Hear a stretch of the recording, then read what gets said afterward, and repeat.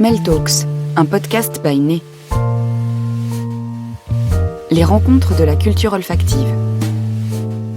Parfumeurs, auteurs, scientifiques, Né vous propose des conférences d'experts à travers le monde.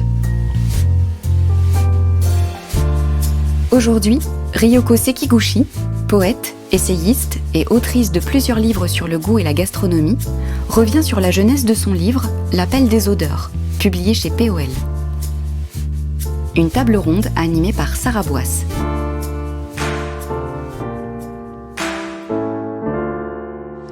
Bonjour à tous. Bienvenue pour cette première intervention, cette deuxième intervention de l'après-midi. Je suis très heureuse d'accueillir Ryoko Sekiguchi, poétesse, essayiste, autrice, traductrice, journaliste, connue pour ses nombreux livres sur le goût et la gastronomie. Ryoko Sekiguchi, je rappelle que vous êtes d'origine japonaise, installée en France depuis une vingtaine d'années. Et vous venez de publier chez POL un ouvrage qui inaugure un sujet assez nouveau pour vous, qui est celui des odeurs. C'est de cet ouvrage qu'on va parler aujourd'hui, et je rappelle qu'il est disponible à la librairie en haut, où vous ferez une dédicace à l'issue de cette discussion. Alors Ryoko, quel est cet appel des odeurs auquel vous avez répondu avec ce livre, qui est un livre de fiction et que vous avez conçu un peu à la manière des Mille et une nuits, comme un recueil de différentes histoires? Alors bonjour, et c'est vrai, donc l'odeur, la question de l'odeur, c'est la première fois que je le traite comme le sujet central. Mais bien sûr, la question de l'odeur était toujours là, parce que quand on parle de la cuisine, donc sur la cuisine, j'ai beaucoup écrit, la question de l'odeur est inséparable. Et donc c'est cette question qui trottait dans ma tête. Commençait à prendre de plus en plus de place, et je pense qu'il y a trois raisons. Donc d'abord, écrire sur la cuisine commençait à devenir de plus en plus lourd, même si on pense souvent que la cuisine c'est le partage, c'est la famille, c'est le bonheur, voilà. Mais en fait finalement c'est avant tout l'affaire des vivants. Donc on mange pour rester en vie, et puis on assimile ce qui était vivant. Et donc il y a forcément le passage de la vie à la mort. Et un jour, je me promenais dehors, et puis dans le parc, et qu'il y avait un grand arbre de magnolia, avec ce senteur de début printemps. Et puis, je lève les yeux, et puis je humais. Et puis, il y avait plusieurs personnes qui étaient là comme ça, en extase, comme moi. Et puis, je me suis dit, en humant ce parfum de magnolia, je ne tue personne. C'est vrai que ça paraît étrange, mais c'est à ce moment-là que je me suis rendu compte que, à la fois dans le monde des odeurs, il n'y a pas de destruction, bien sûr, pour créer de l'ingrédient, c'est autre chose, mais en humant le parfum de fleurs, je n'ai pas besoin de dégrader les fleurs. Donc c'était quelque chose de très, en fait, salvateur. Il y avait ça. Et à ce moment-là, je pense qu'il y a une sorte de... J'ai été appelée par les odeurs, et c'est un peu comme une sorte de entrée en religion. Donc il y avait l'odeur qui me disait, alors là, toi, tu écris. Et puis j'ai dit, ouais, ok, je vais écrire le livre. Et il y avait quelque chose comme ça. Bon, après, il y avait une autre raison concrète, que j'ai tout simplement perdu l'odorat suite au Covid pendant un bon mois, puis quelques mois de rééducation pendant lequel j'ai pris beaucoup de notes d'odeurs. Je ne pouvais penser qu'à ça. Et en fait, comme la perte appelle l'omniprésence, comme par exemple suite à la perte de quelqu'un qui nous est cher, on est toujours à la recherche de l'ombre de cette personne. Mais tous les coins de rue, je pense que en fait j'étais tout le temps à la recherche des odeurs. C'est moi qui appelais les odeurs, et donc non seulement donc j'imaginais que la table avait une odeur, la chaise avait une odeur, mais aussi la tristesse avait une odeur, la colère avait une odeur. Donc tout ce qui existe dans le monde semblait avoir une odeur et en fait une âme. Donc, et puis après, la troisième chose, c'est que les odeurs, une odeur appelle une autre odeur. Et je pensais que, en fait, si les romans qu'on achète dans la librairie, finalement, ce sont des romans qui sont faits par les hommes, pour les hommes. Donc, les personnages principaux sont les hommes, bien sûr. Enfin, sont les humains, pour la plupart du cas, sauf la littérature de jeunesse où parfois il y a des ours et des ogres. Mais sinon, je pensais que si un jour, il se peut que les auteurs souhaitent avoir leur propre littérature, leur propre roman, dans lequel, bien évidemment, ça doit être les auteurs qui seront les personnages principaux, qui aura une histoire d'amour entre 12 odeurs. Voilà. Et en fait, à la place des odeurs, j'ai écrit un livre sur les odeurs et avec les odeurs, enfin, pas par une odeur, mais par quelqu'un qui a été appelé par les odeurs. Et alors, vous écrivez justement à ce sujet, elle était emportée par cette extase particulière à ceux qui hument. Et c'est d'ailleurs la phrase avec laquelle vous ouvrez le dos du livre. Et on se demande, enfin moi en tout cas, je me suis demandé, ce « elle », c'est qui? Est-ce que c'est vous? Et cette extase, quelle est-elle? Alors, donc le livre est constitué d'une série de nouvelles, les récits ou bien les contes un peu oniriques, et dans lequel donc le personnage principal est toujours appelé « elle ». Donc, on a souvent tendance à penser que c'est l'alter ego de l'autrice, donc qui est moi. Mais en fait, non. Au début de l'écriture, j'ai décidé de mettre tous les personnages, appeler tous les personnages par elle, comme la personne. Donc, ça peut être homme et femme. Ce sont des histoires qui peuvent arriver à tout à chacun de nous. Donc, ça peut être, quels que soient les hommes et femmes, grands et petits, quelle que soit la nationalité, parce que l'odeur pour visiter tout le monde, et l'odeur peut visiter, tout le monde, non seulement les hommes, mais aussi les objets, le lieu. Voilà, donc c'était la personne. Et après, par la suite, au cours de l'écriture, c'est à ce moment-là que la personne a été peu à peu remplacée par elle, l'odeur.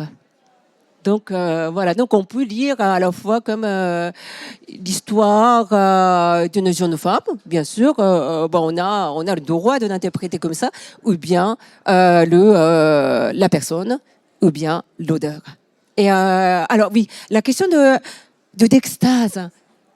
Je pense que c'est ça. J'ai fait beaucoup de rencontres littéraires, mais je pense que là, le public, vous qui êtes ici, c'est une sorte de club, club d'extatique. Oui, je pense que vous connaissez tous cet état extatique quand on hume quelque chose. Et c'est vrai que ça, c'est quelque chose que je voulais transmettre comme un des messages dans le livre, parce que c'est vrai qu'après personnellement, après la reprise, après que j'ai repris l'odorat, il n'y a pas un jour où je ne ressens pas la joie de sentir. Il n'y a plus de bonnes et mauvaises odeurs. Donc, c'est l'odeur, sentir l'odeur, c'est sentir la présence, sentir le monde. Donc, on ne peut pas ne pas être extatique, en extase. Et puis aussi, je pense que si la vue est un sens, donc qui est fait pour mettre la distance entre l'objet qu'on regarde et soi-même. Parce que, bon, je peux regarder ce gobelet parce que le gobelet est à certaine distance par rapport à moi. Et je ne vois pas mon visage parce que, voilà, mes yeux sont collés sur. Mais bien sûr, c'est le sens de l'odorat et le sens à la fois de fusion. Et c'est aussi pour ça que c'est le sens, pour moi, en fait, en tant qu'écrivain, est le sens de l'imagination, est le sens de communication, est le sens qui crée le pont à la fois entre ce monde réel et le monde de rêve. Donc c'est aussi pour ça que donc il y a beaucoup d'histoires qui se passent entre les rêves, entre ce monde et l'au-delà aussi. Et puis puisque donc ça crée le lien entre vous et moi, par exemple, et c'est pour ça que c'est un excellent moteur de fiction. Alors, dans l'une de ces histoires qui s'appelle Au Palais Royal, vous écrivez l'histoire de Elle, qui est une femme qui change régulièrement de parfum et qui, par ce biais, transforme un peu son identité. Elle décide qui elle veut devenir par le biais du parfum. Moi qui vous suis sur Instagram, je pense que je suis pas la seule ici, on voit que vous changez vous aussi assez régulièrement de parfum. Quel est le rôle que le parfum joue pour vous dans votre identité ? Oui. Alors, donc au milieu de livre, il y a une trilogie donc qui se passe au Palais Royal. Donc au début, qui commence par la courtisane du Palais Royal qui change les parfums selon la mécène, enfin les mécènes et les clients. Et puis donc il y a le siècle change, mais le Palais Royal reste, la femme reste, et toujours ce sont trois histoires qui se passent. Donc c'est elle qui du coup donc qui ont toujours beaucoup de parfums. Et alors personnellement, moi je n'ai jamais porté le parfum jusqu'à mes 45 ans. Et je pense que d'une part parce que je travaillais donc beaucoup dans le journalisme, donc dans la gastronomie, et c'est vrai que pour faire la dégustation, ça me perturbait. Et donc je n'avais jamais eu l'idée de porter le parfum. Et alors que donc on sait qu'il y a beaucoup de sommeliers et de chefs qui adorent les parfums et qui le portent tous les dimanches. Et moi, ce qui m'a attirée dans les parfums, donc là maintenant, en fait, c'était après la découverte de parfums, c'était le plongeon total. Voilà, donc c'est souvent les néophytes qui sont plus passionnés que les croyants, disons, habituels, traditionnels. Et je pense que ce n'était pas un parfum, bien sûr, pour séduire, mais c'était le pouvoir de métamorphose, de transformation. Donc j'avais parfois l'impression de devenir, je sais pas, un cathédrale, parfois le piccolo théâtre, parfois la pierre, les fleurs. Et je dis waouh, c'est extraordinaire. Il suffit de porter le parfum pour qu'on devient quelqu'un d'autre. Et donc en fait, ce sont trois c'est la trilogie pour casser un peu ce mythe de l'identité. Parce que souvent, les gens portent le parfum en fait pour renforcer leur propre identité, pour dire que c'est moi. Voilà, donc je suis reconnaissable par mon visage qui ne change pas, par mon parfum qui ne change pas, par mon style qui ne change pas. Alors que, bon, de toute façon, on a le corps, même si on veut le changer, qui change difficilement. Pourquoi devant ce meilleur outil de transformation, on n'utilise pas comme une sorte de baguette magique, non?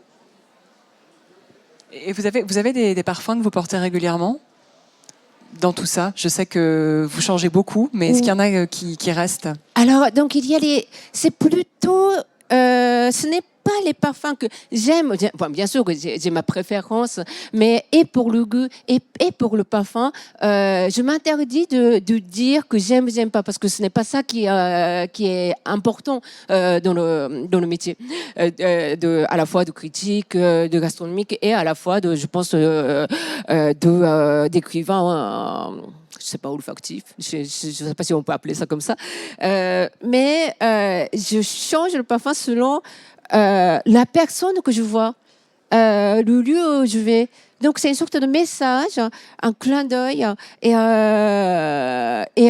l'autre jour, donc justement, j'étais au Palais Royal pour l'enregistrement d'une émission sur France Inter qui est justement passée hier et aujourd'hui, donc en lien avec cette journée de parfum.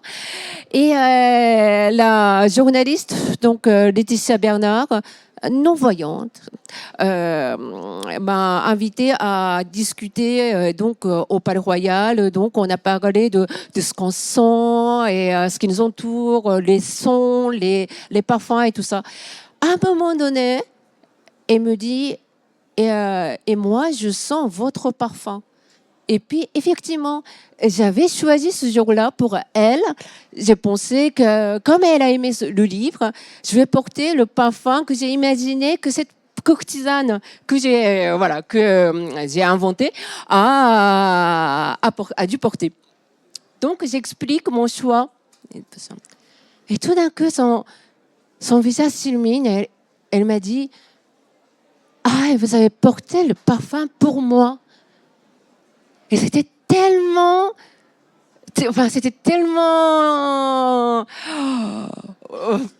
émouvant, c'était tellement sensuel que j'étais à deux doigts de tomber amoureuse d'elle.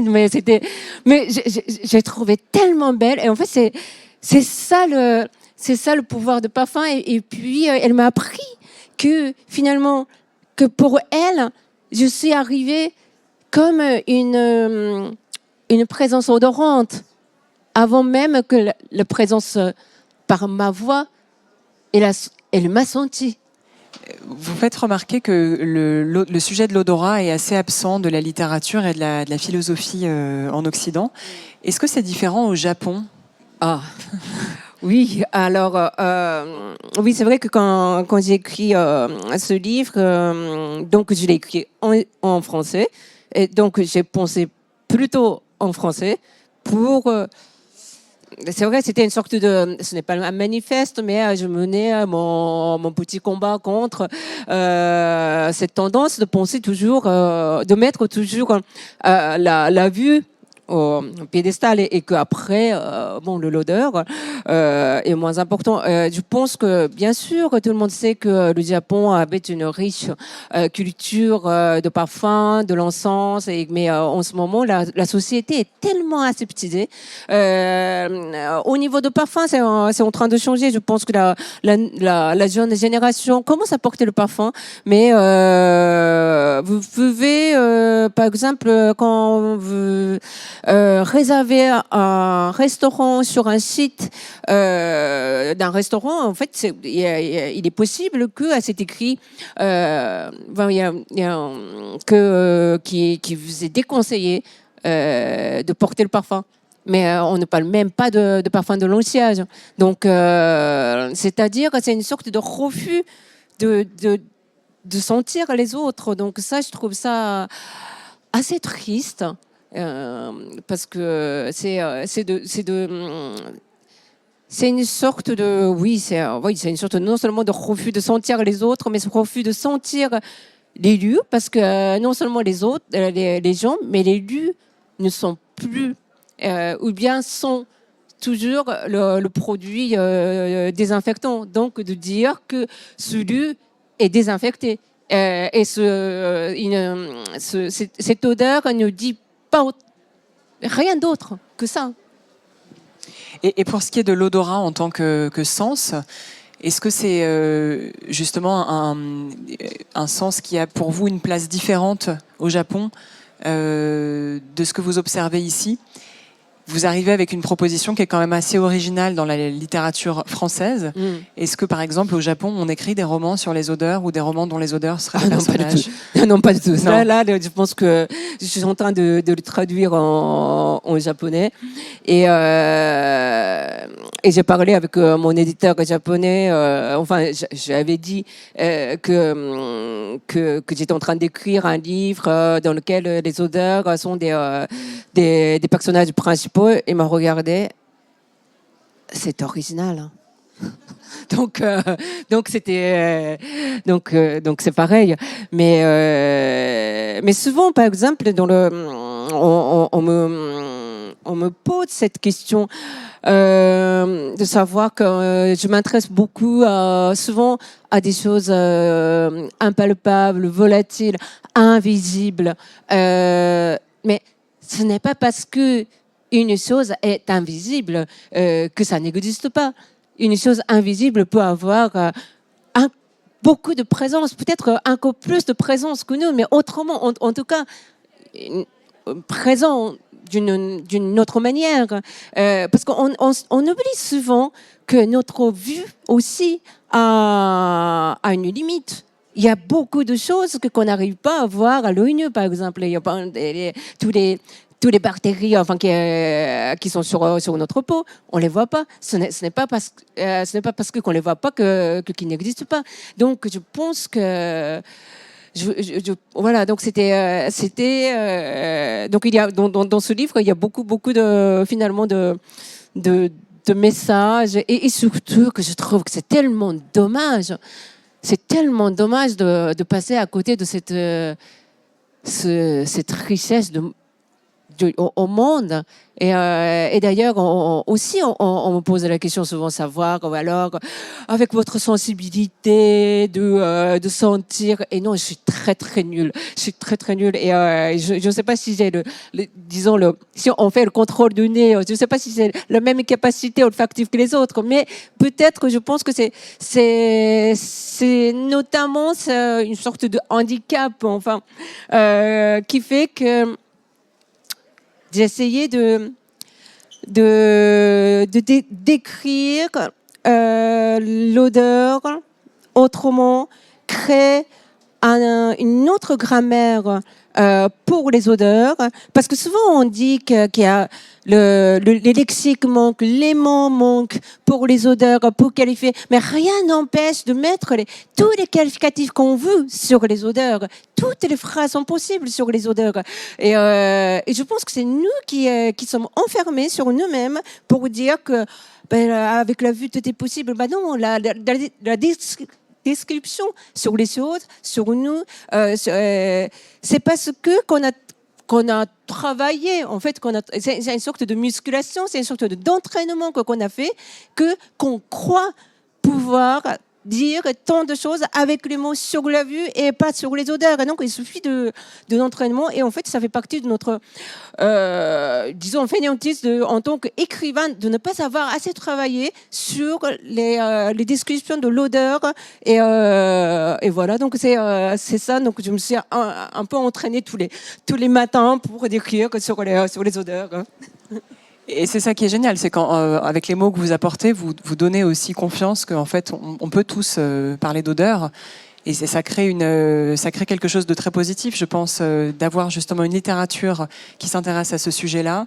Ça montre que c'est un sujet comme un autre et qu'on peut tous aborder, puisque pour revenir à ce que vous disiez sur le fait d'avoir un nez plus ou moins bon, en réalité, on sait aujourd'hui que nos nez se valent tous plus ou moins, et que simplement c'est une question de conscience, c'est de conscience portée à son nez qui va faire la différence entre une personne et une autre, d'où l'intérêt d'avoir une littérature aussi qui vient soutenir l'intérêt de ceux qui s'intéressent à la dimension odorante du monde. Je pense que, puisque je suis dans la littérature, j'ai envie de croire que la littérature est là pour ça aussi. Et ce livre, en soi, en fait, ils ne sont pas, ils sont comme les autres livres de cet éditeur PEL. Mais ce sont les mots qui sentent. Et on peut faire sentir les mots. Et je pense que non seulement les mots qui sentent, les mots peuvent voir, les mots peuvent entendre, les mots peuvent... Et en fait, par exemple, moi, je n'ai pas de capacité synesthésique. Et il y a très peu de gens, je pense, qui ont des capacités synesthésiques. Mais la langue peut être synesthésique. Et les mots peuvent réunir les 5 sens. Et c'est la langue, on possède tous la langue. Et donc, c'est ça qui est partageable et partagé. Et c'est ça qui porte l'espoir, je crois. Oui, c'est un espoir qui est bien accueilli. Vous m'avez dit que dans le cadre, depuis la sortie de ce livre, vous aviez fait des rencontres surprenantes, étonnantes, et vous avez des anecdotes à partager avec nous, je crois, à ce sujet. Ah oui, non, mais c'est vrai qu'à chaque fois que je rencontre des gens, donc je fais des rencontres littéraires dans les médiathèques, dans des bibliothèques, dans les librairies. Il y a des gens qui viennent voir et qui me racontent des histoires et je rapporte le soir suivant donc dans un autre lieu et qui me racontent encore une autre histoire et c'est aussi dans ce sens-là qu'une odeur appelle une autre odeur et par exemple il y avait une dame qui est venue déjà en larmes et en disant que j'avais besoin de ce livre parce que j'ai perdu ma fille cadette et récemment et que dans sa chambre il y a encore son odeur.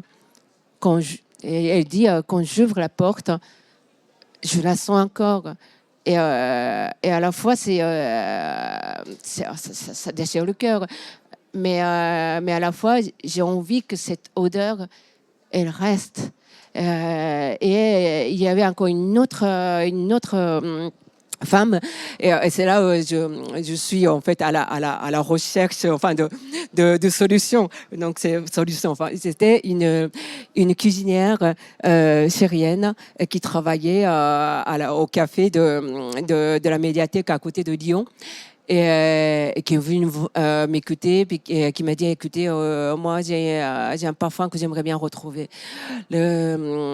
la veille de son exil, donc elle était à Damas, donc elle a fait la cueillette de toutes les fleurs de son jardin de jasmin et chez les voisins.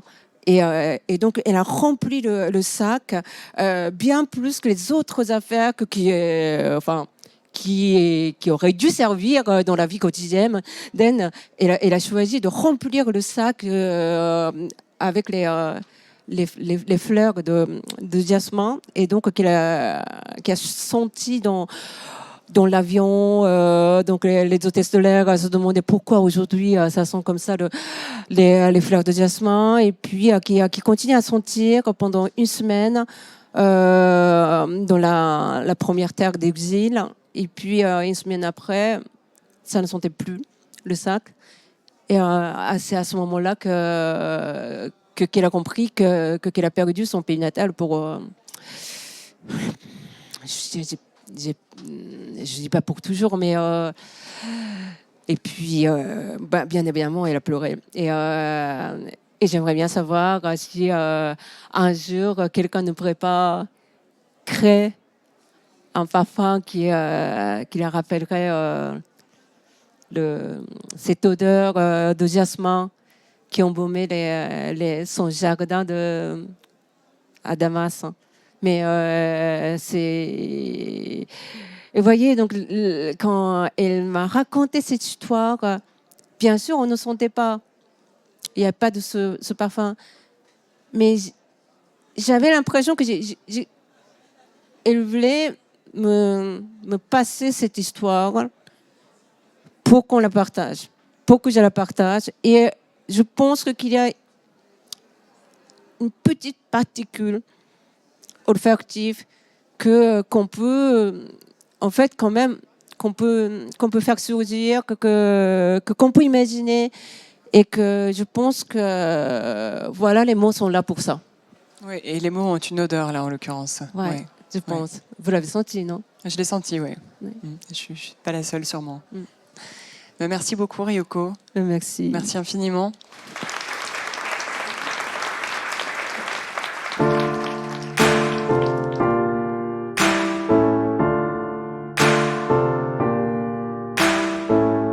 Retrouvez cette émission sur podcast.bainet.com et sur les plateformes habituelles.